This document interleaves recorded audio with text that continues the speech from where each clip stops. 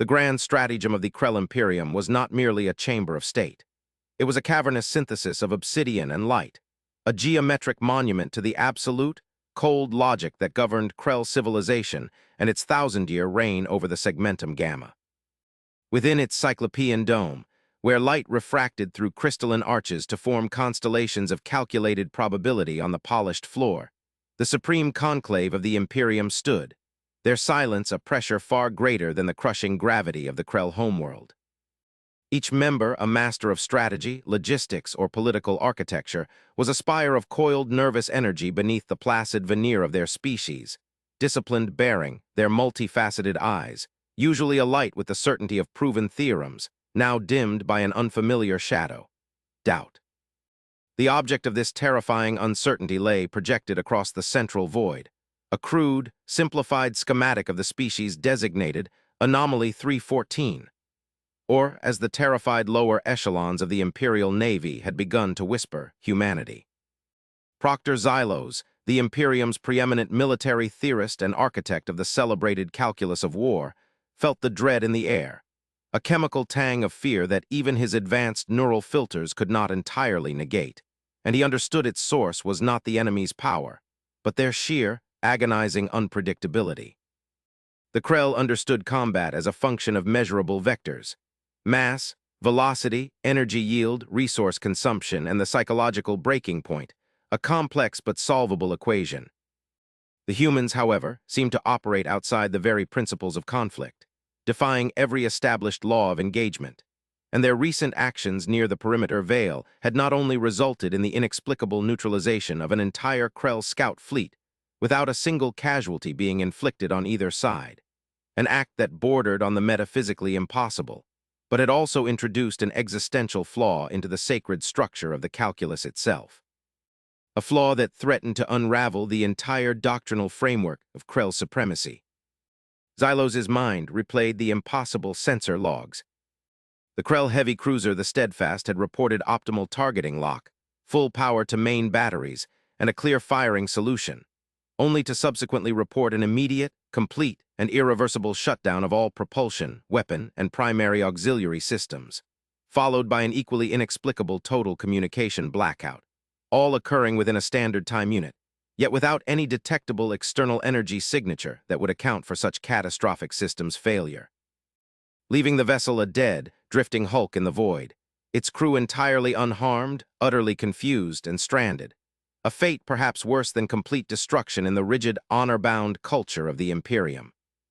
The silence finally fractured as Archprovost Kesh, the conclave's political moderator and a creature whose strategic mind was sharper than any microscalpel but lacked the essential military imagination of Xylos, allowed a low, guttural rasp of intellectual offense to escape his sensory mask. Kesh articulated the shared frustration of the conclave, his voice resonating with the synthesized disapproval of established order. Proctor Xylos, the data is contradictory to the point of absurdity. Your report maintains that the human vessel, designated Prowler 31 Delta, engaged and disabled the 5th Scout Flotilla, a formation comprising 3 heavy cruisers and multiple support frigates, yet the casualty count is 0. 0, Proctor. The vessels were later recovered inert, their crews suffering only from localized neural discoordination, but otherwise physically intact.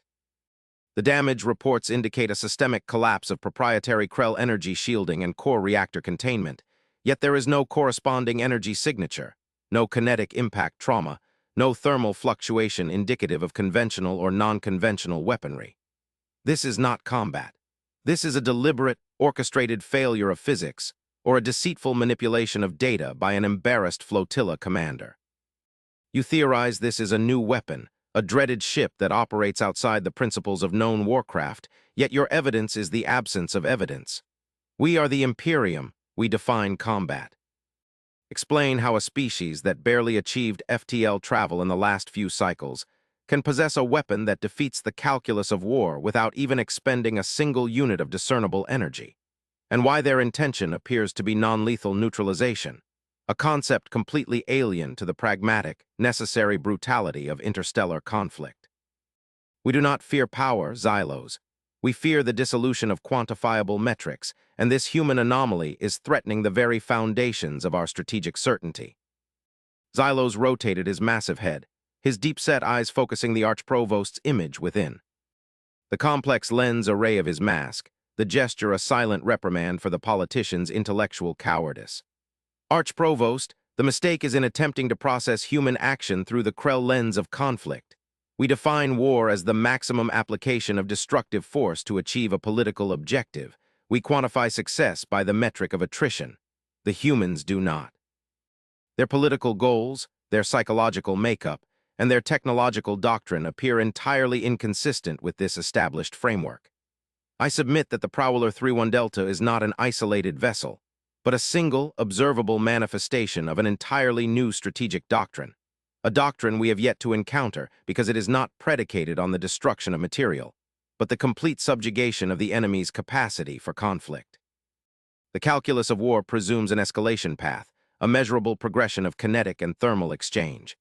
The humans bypassed the entire curve. They did not defeat our ships, they simply removed them from the equation. The fear I articulate is not of a powerful weapon, but of a superior philosophical understanding of conflict, one so profound that it views the destruction of life and material as an inefficient, unnecessary, or even unethical waste of resources. They are too calm, too precise, and their restraint is the most terrifying variable of all. What if the dreaded ship is not a single vessel, but the entirety of their fleet, engineered not for war as we know it, but for an utterly dominant, non-lethal, systemic negation of all opposition? The very act of not killing us is the ultimate demonstration of power, for it implies a reserve of capacity so vast that they can afford the luxury of ethical constraint. We must proceed not with the arrogance of military certainty, but the trepidation of the mathematically obsolete. We must establish a first contact protocol immediately, not to initiate hostilities, but to comprehend the fundamental nature of a species that redefines the very lexicon of antagonism. A tense, pregnant pause enveloped the stratagem once more, the air thick with the unspoken gravity of Xylos's pronouncement. The possibility that Krell mastery of warfare, the core identity of their Imperium, was fundamentally outdated. The debate continued for several excruciating time units, cycling through scenarios of preemptive strike, technological replication, and enforced quarantine, each strategy collapsing under the weight of Xylos's relentless, quiet analysis of the contradictory human data. The political factions argued for the preservation of imperial dignity, asserting that to acknowledge a superior ethical or technical doctrine was to admit the spiritual defeat of the Imperium, advocating for a show of conventional force, a calculated risk meant to force the humans onto the familiar battlefield of destruction, where Krell's superiority was proven. Xylos dismissed these arguments with surgical precision, stating that the conventional application of force would only confirm human superiority by forcing them to deploy the next layer of their incomprehensible technological arsenal, potentially moving beyond non-lethal containment to something far more definitive and terrifying. He reflected internally on the psychological chasm. The Krell defined honor by the willingness to sacrifice, the precise calibration of risk. The humans appeared to define power by the capacity to refrain from damage, an act that felt like a deliberate insult to the Krell military soul.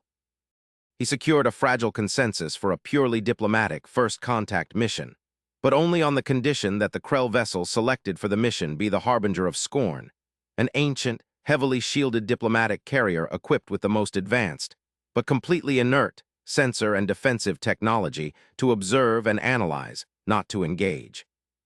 The decision was rendered with the understanding that failure to comprehend humanity would not merely lead to a military defeat, but to the conceptual annihilation of the Imperium's worldview. The chosen sector for the initial rendezvous, designated the Quiet Lobe due to its low stellar density and lack of strategic significance, became the focal point of Imperial anxiety, a sterile stage for what felt less like diplomacy and more like an existential inquest. Proctor Xylos personally oversaw the final preparation of the Harbinger of Scorn, his movements measured, his internal systems processing probabilities with the relentless, quiet hum of a perfectly tuned engine of logic. But even the great strategist could not dismiss the subtle, corrosive unease that permeated his being. He knew that the Krell had fundamentally misjudged humanity from the moment their FTL signatures were first detected near the periphery. They had assessed them as a Tier 3 civilization, possessing rudimentary FTL and nuclear-level energy projection, a minor obstacle at best, one that would be easily assimilated or contained. The rapid, almost instantaneous leap from atomic-level warfare on their home world to the deployment of technology capable of nullifying Krell-heavy cruisers without firing a shot spoke not of gradual development, but of an explosive, terrifying acceleration of knowledge, suggesting an innate capacity for problem-solving that dwarfed the methodical, sequential progress of the Imperium. As the Harbinger traversed the void toward the designated coordinates, the atmosphere aboard the diplomatic carrier was a palpable sheath of dread, every Krell crew member anticipating not the bright energy signature of a conventional opponent, but the silent, incomprehensible arrival of the species that understood combat in a language the Imperium had never learned. Xylos positioned himself within the Harbinger's primary observation nexus, the massive viewport gazing into the absolute blackness of the rendezvous point, and initiated the complex, multi-layered passive sensor array, instructing the chief sensor technician to log not just energy fluctuations, but anomalies in the very fabric of local spacetime, seeking any ghost signature that might betray the presence of the dreaded ship they were certain was lurking nearby. A phantom guarantor of the humans' inexplicable superiority. The arrival of the human vessel was a violation of all Krell expectations, a profoundly unnerving display of calm competence that immediately heightened Xylos's trepidation. There was no sudden, theatrical FTL jump, no massive energy signature tearing through the fabric of the void, no aggressive positioning indicative of a species poised for war. Instead, a single ship simply was there, materializing with an almost gentle spatial displacement, as if it had simply stepped across a threshold in reality rather than traversed light-years of distance. Its designation was received as UNS Aegis, and its form was not the jagged, fear-inducing architecture the Krell utilized, nor the overly complex, heavily armored profile they had anticipated. The Aegis was sleek, almost aesthetically simple, a confluence of smooth, pale gray alloys that absorbed light rather than reflected it, its lines suggesting a profound understanding of energy efficiency and functional elegance rather than brute force. Its size was respectable but not terrifying, certainly not the colossal vessel they had imagined as the dreaded ship capable of dismantling a fleet. The most unnerving aspect, however, was its sheer, unblinking stillness. It held station with a positional precision that suggested a mastery of inertial dampening the Krell had only theorized, its presence a silent, unwavering monument to its own confidence.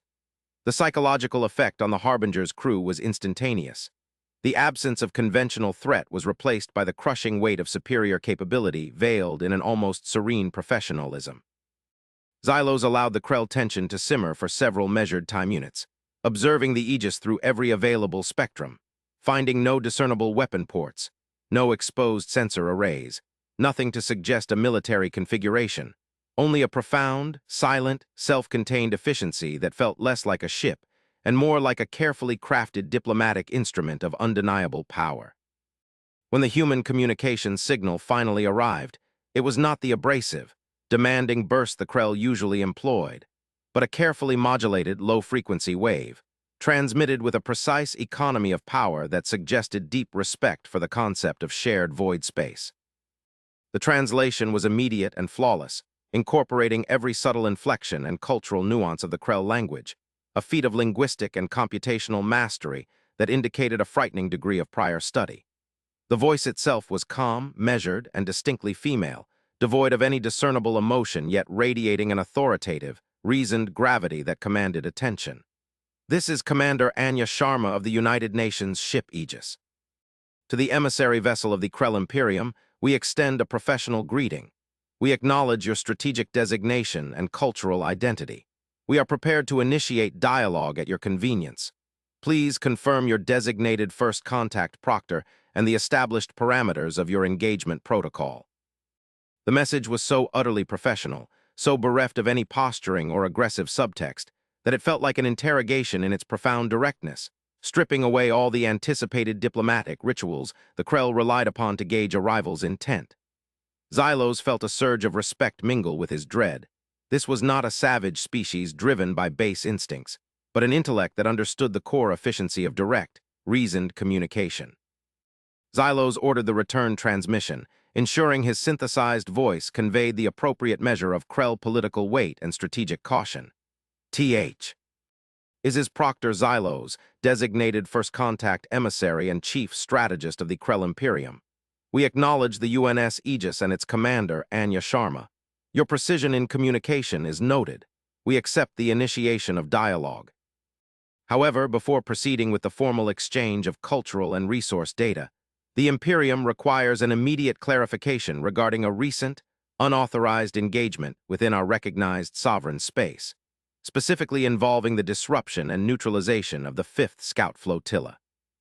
We require an explanation for the methodology employed, the technological doctrine, and most importantly, the political philosophy behind an act of war that intentionally avoids the customary, universally recognized parameters of military engagement. We seek the truth of the dreaded ship that defies the known laws of physics and the inherent necessity of destructive conflict. Be advised, Commander, our continued diplomatic interest is entirely dependent upon a transparent, immediate accounting for this profound and deeply disturbing violation of strategic decorum. The human response, after a calculated, almost unnervingly brief pause, was delivered with the same unflappable calm, but the content was a conceptual detonation. Commander Sharma's voice remained level, devoid of defensive posturing or apology.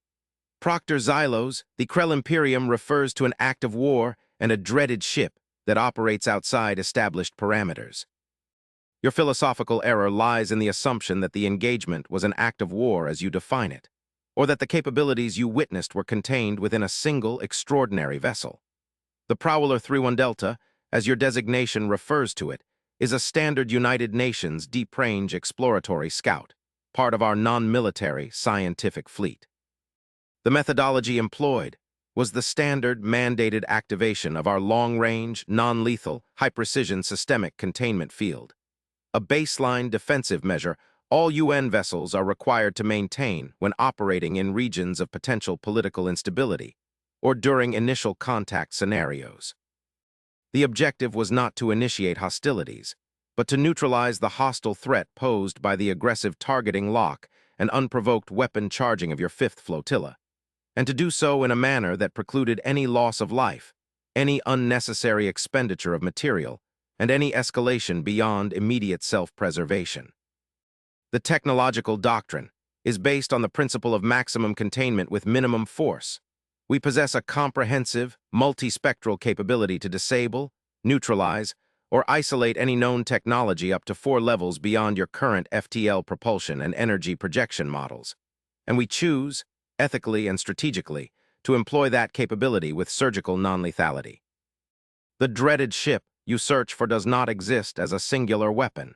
It is the entirety of the human fleet, and more fundamentally, it is the philosophy that dictates its use.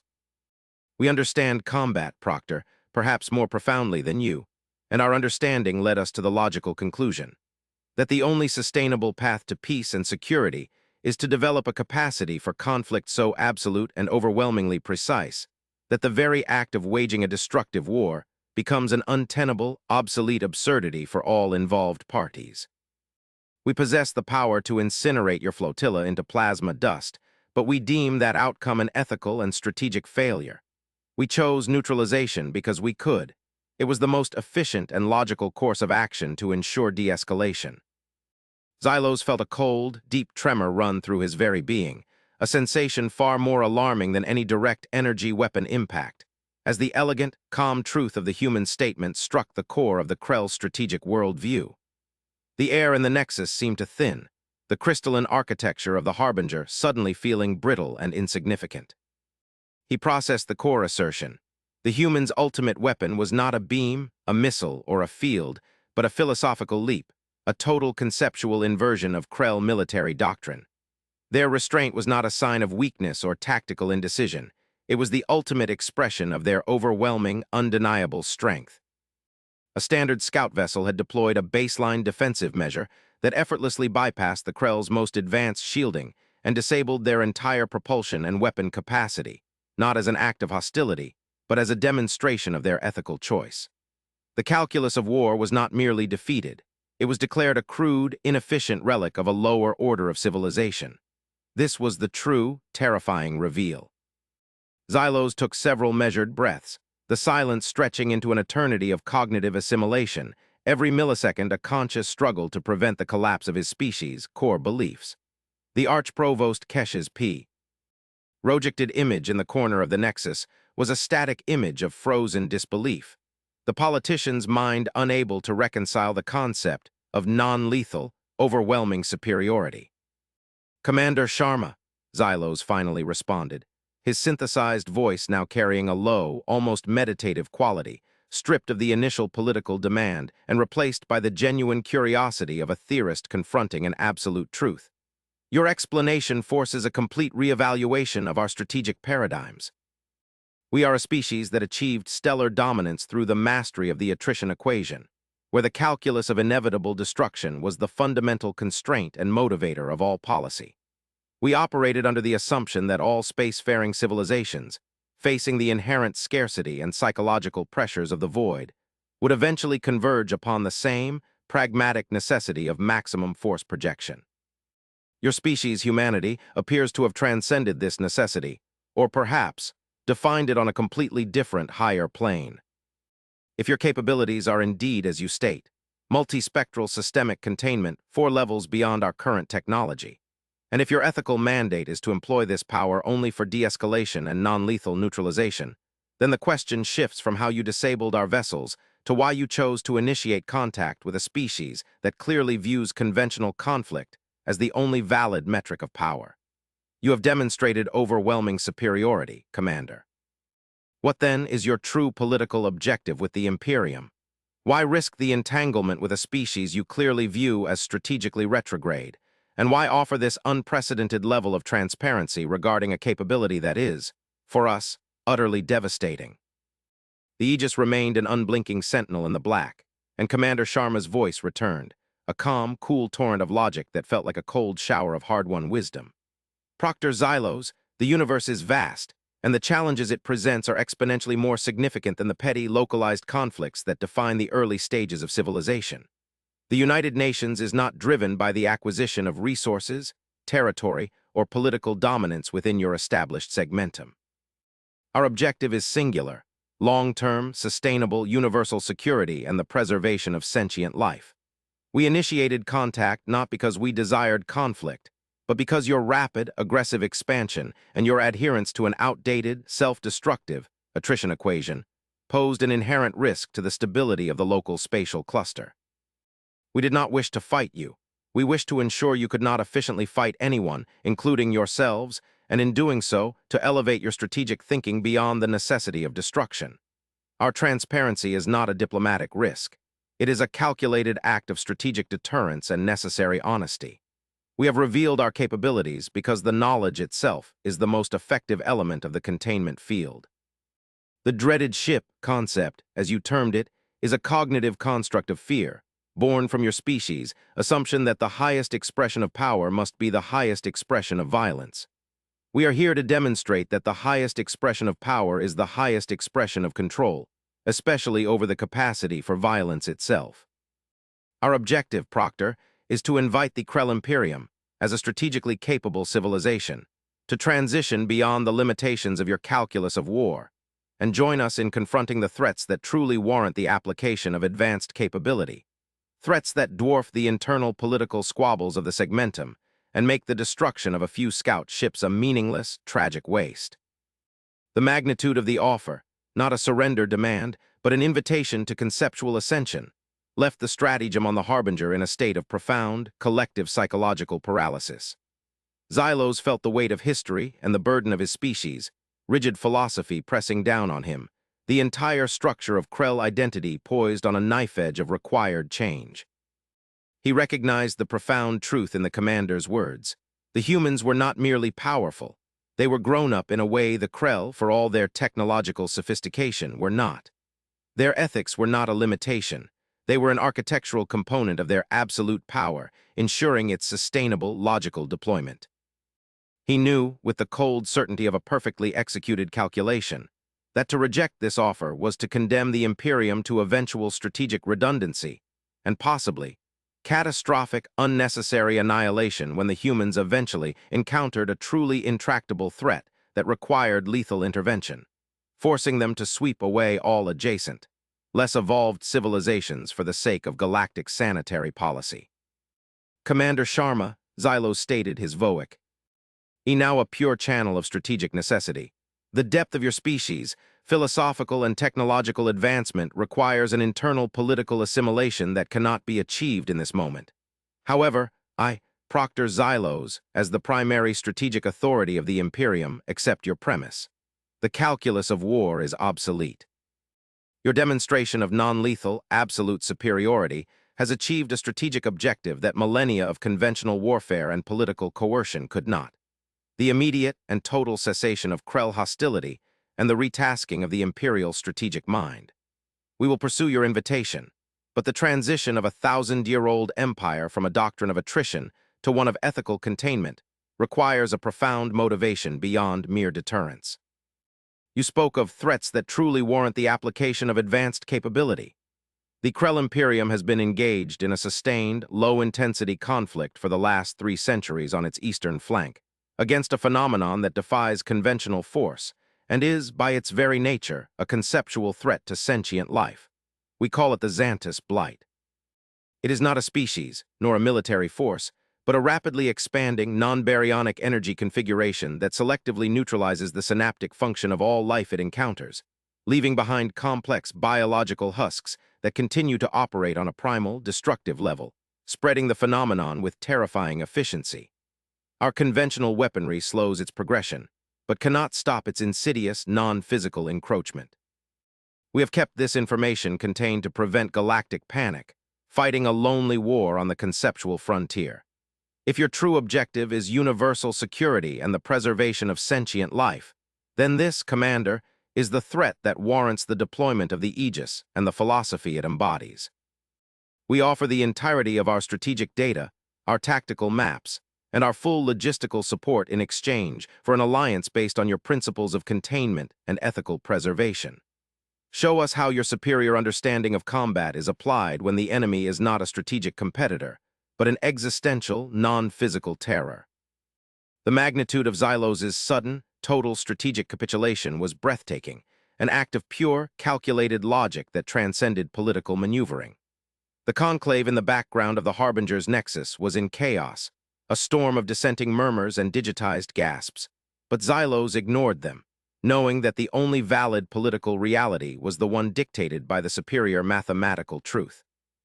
The moment of truth hung suspended in the void, the Aegis silent, absorbing the profound data of the confession. Commander Sharma's response finally arrived, infused with a sudden measured shift in tone, a gravity that transcended mere professionalism and hinted at a deep, ancient weariness. Proctor Xylos, your honesty is a profound act of strategic maturity.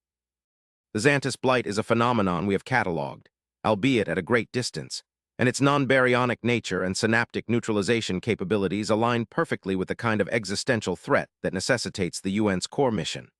We are not driven by the desire for alliance, Proctor, but by the necessity of global stability. Your struggle against the Blight is now, by extension, a critical component of universal security. The terms of the alliance are immediately accepted. Our protocols for the deployment of systemic containment fields against non-physical energy configurations are already being activated. We will proceed to the eastern flank in a joint fleet formation. Be advised, Proctor, the non-lethal philosophy of the Aegis applies to sentient, strategic competitors. Against an existential nullifier like the Blight, the ethical calculus is simpler. Absolute, immediate, and total systemic negation, a process which, ironically, will employ the full, unrestrained power of the very technology that merely disabled your scout fleet. Prepare your fleet for a combat scenario that will be defined by the elimination of a conceptual threat, not the attrition of a physical one. This is the true test of the philosophy you have encountered. The transition from existential diplomatic tension to urgent, shared purpose was swift, efficient, and profoundly transformative.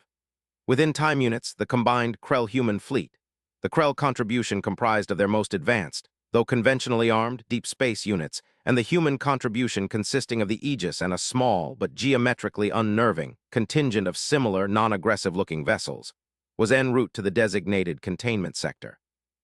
Proctor Xylos had transferred aboard the Aegis to serve as the chief Krell liaison and strategic observer, a decision met with great political resistance but absolute strategic necessity, and the experience of being aboard the human vessel was a lesson in humility and technological elegance. The Aegis operated with a near-perfect silence, its systems running at efficiencies the Krell could only dream of, its crew moving with a calm, almost unnervingly relaxed competence, their movements reflecting a complete, intuitive trust in their technology and their purpose. Xylos observed Commander Sharma, a figure of contained, profound authority, directing the massive vessel and the nascent alliance with an almost meditative focus, her eyes fixed on the distant, terrible reality of the Xantus Blight data streams. He noted the subtle, profound cultural contrasts. The humans did not scream, did not engage in the aggressive displays of stress that defined Krell military command. Their tension was internalized, refined into absolute focus and calm decision-making, a frightening display of psychological control that mirrored their technological restraint. As the joint fleet approached the eastern flank, the data flowing into the Aegis confirmed the Krell's dire warnings. The Xantus Blight was an ocean of subtle, localized spatial anomalies, defined not by light or heat, but by the cessation of all normal bioelectrical activity within a rapidly expanding sphere, a silent, conceptual darkness consuming stars and systems. Krell ships, designed for kinetic and thermal conflict, had been reduced to floating debris, their crews reduced to brain-dead husks, their sacrifices slowing the Blight's expansion by mere fractions of a light-year per cycle. Xylos felt the weight of his species' inadequacy, the terrible realization that all their mastery of the calculus of war had been for nothing against a threat that required a complete reimagining of conflict. He stood beside Commander Sharma in the Aegis's command nexus, a space that felt less like a bridge and more like a cathedral of applied science, and watched as the human commander gave the final, calm command, her voice the only break in the tense silence.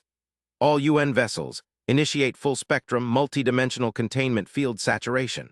Primary protocol, absolute systemic negation, designation null. 1. Target the Blight's synaptic propagation core within the stellar cluster. Ensure zero casualty margin for Krell vessels in the operational area. We apply maximum control, not maximum force. The reveal of the human response technology was the final, total shattering of the Krell's strategic reality, a spectacle of absolute power deployed with surgical, aesthetic precision. There were no visible weapons fired, no massive energy blooms indicative of a conventional attack, no explosions to herald the destruction of the existential foe. Instead, the small human fleet with the Aegis at its core emitted a silent, multispectral wave of engineered spatial disruption, a ripple of perfect, controlled negation that swept across the Blight's domain. It was, Xylos realized with a sense of awe and final defeat, the same technology that had disabled the 5th Scout Flotilla, but now deployed at a scale that defied comprehension, amplified and refined to interact with non-baryonic energy structures. The Blight, which had effortlessly defied all Krell attempts at containment, simply began to unravel.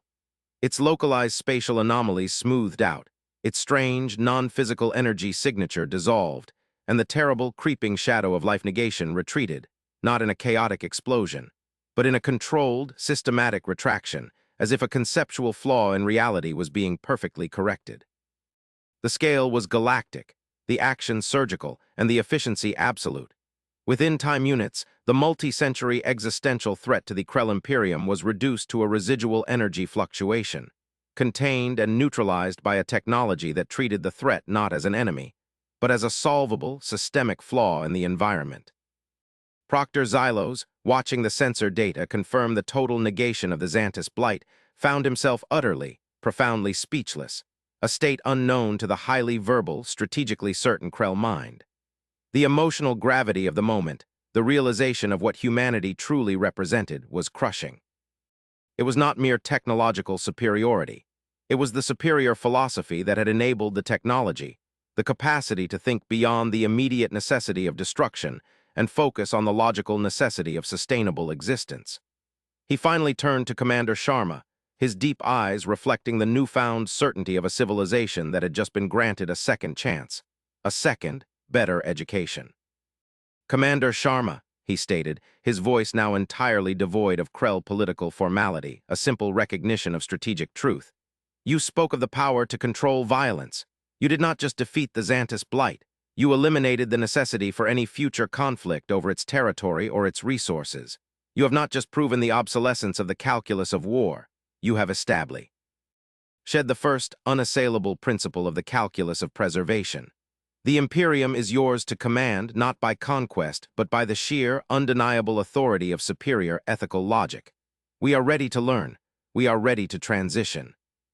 Commander Sharma acknowledged his statement with a simple, almost imperceptible nod, her focus already shifting to the post-operation analysis, her calm radiating the immense, contained energy of a species that had faced far greater shadows than the Xantus Blight and understood the necessity of continuous vigilance. Proctor, there is no command. There is only cooperation on the basis of shared existential necessity. The Krell Imperium is a strategically capable entity, now freed from the self-imposed constraint of the attrition mentality. Our alliance is based on mutual need, not hierarchy. The immediate threat is contained, but the universe, Proctor, is not empty of conceptual horrors. Your strategic awareness of the segmentum is now a vital component of the UN security framework. The time for internal squabbles has ended. The time for expansion into the truly unknown has begun, guided by the ethical principles that ensure our survival. Her words were the final, total ratification of the new order, a peaceful, ethical revolution delivered not by political speech, but by the quiet, absolute application of power. The human capacity for restraint was now fully understood to be the mere inverse of their capacity for controlled, overwhelming action, a two-sided coin of absolute mastery. It was precisely at that moment, as the last residual energy of the Xantus Blight was scrubbed from the void, and the newly formed Human-Krell alliance was consolidating its strategic data, that the final, vast, and terrifying twist unfolded. The Aegis's primary, deep-spectrum passive sensor array, a system designed to detect anomalies in the farthest reaches of known physics, suddenly activated with a complex, rhythmic pattern, bypassing all the layered protocols of the command nexus, and forcing a visual and audio override on the main display. The effect was immediate and absolute, silencing the low hum of the vessel's systems and freezing every member of the crew in a moment of profound, cold recognition. The display shifted from the familiar stellar map to a terrifying, almost beautiful abstract of pure, compressed data, an influx of information so massive and so ancient that it overloaded the Krell translation systems entirely and momentarily strained even the sophisticated human computational architecture. The image that slowly resolved itself was not of a threat, not of a fleet, and not of a stellar phenomenon, but of a structure so immense that the mind struggled to reconcile its existence with the known laws of material and spatial constraints.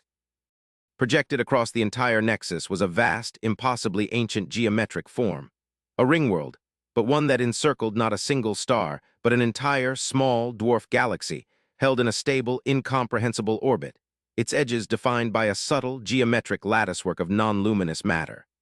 The scale was terrifying, an act of construction that transcended the concept of civilization and bordered on the divine.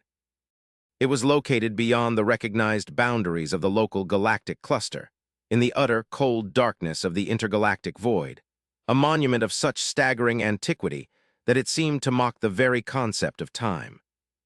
Alongside the visual data, the Aegis received a signal, not a radio wave, but a localized, temporal-spatial distortion that, when finally translated by the strained human systems, proved to be an engineered, repeating message, a complex cipher that had traveled through the void for epochs. Commander Sharma's face, usually a mask of imperturbable calm, showed the faintest tremor of profound awe and existential recognition. The message, when finally rendered into a comprehensive, single-sentence truth by the Aegis's primary computational engine, hung in the command nexus, a profound, final pronouncement that redefined the meaning of existence and the newly forged alliance. Commander Sharma read the translation aloud, her voice a low, almost reverent whisper that carried the weight of all human history and all future endeavors. We left the cradle. The mathematics of eternity await. The meaning was clear. The megastructure was not a military base or a resource exploitation project. It was an abandoned staging ground, a colossal relic left behind by a civilization of unimaginable power that had used the dwarf galaxy as a temporary construction site before moving on to a scale of existence the humans themselves had only dared to theorize about in their most abstract philosophical texts. The message was a simple, profound invitation, a new, limitless frontier opened not by aggression or conquest, but by the superior mathematics of those who had overcome the necessity of conflict. Proctor Xylos, standing beside the command, R felt the absolute collapse of his entire former worldview. The Krell Imperium, the calculus of war, the Xantus Blight, even the terrifying power of the humans, all reduced to the status of localized, minor historical footnotes in the face of this impossible ancient megastructure and its profound, minimalist message. He realized that the humans' ethical constraint, their desire to preserve life and seek systemic security, was not a matter of choice or moral superiority, but a necessary, logical prerequisite for confronting the true reality of the cosmos, a precondition for entering the endless arena of the unknown. They had understood that conflict was an inefficient diversion, a squandering of energy required for the only true universal conflict, the intellectual and philosophical struggle against the absolute, unknowable scale of the physical universe. The dreaded ship they had feared was not a weapon, but the vessel that would carry them past the fear of combat and into the vast, silent terror of the sublime. The entire arc of Krell history, the whole drama of the human encounter, was merely the preparation for this single, terrifying, exhilarating moment. The final, unifying truth was that the humans were not merely an ethical species. They were a species driven by an insatiable, logical hunger for the next, greater challenge. A species that had to survive, ethically and powerfully, in order to pursue the mathematics of eternity. The silence in the command nexus was not the silence of fear, but the deep, shared breath of two civilizations looking over the edge of a new, incomprehensible abyss, united not by treaty, but by the absolute, existential necessity of a shared, boundless future. The journey had just begun.